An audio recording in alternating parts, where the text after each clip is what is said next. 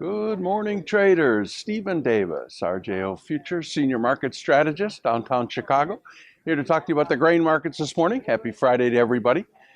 Corn is down 2. Soybeans are, November beans are down 4. September beans are up 11, but it's first notice day for September, so we don't trade those anymore. And wheat is up 2. There is a glut of grain accumulating around the world as we speak.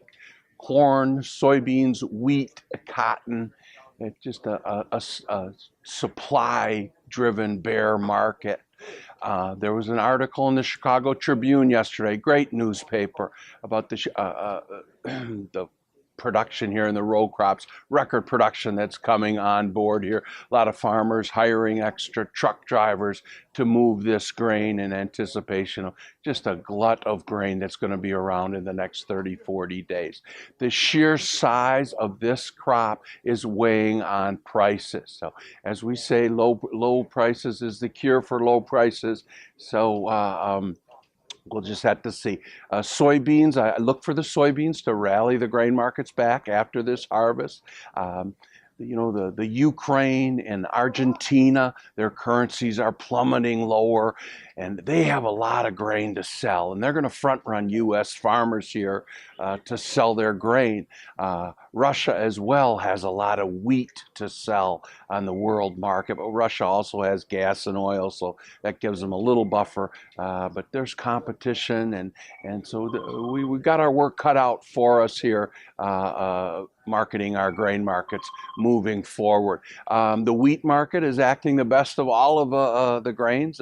Certainly turmoil in Ukraine and Russia putting some stability to the wheat prices. Charts on wheat seem to be bottoming in here and look better than the corn charts and the soybean charts.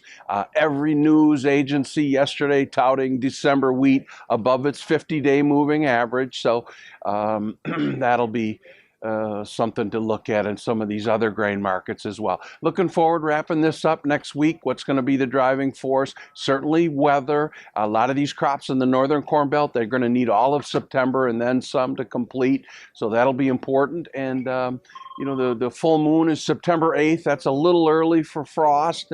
Any frost right now, we seem to be free of frost worries into the middle of September. We'll get a fresh look at that next week on the weather front. So that's about it. Have a great weekend, and talk to you next week. Futures and options on futures may involve substantial risk and may not be suitable for all investors.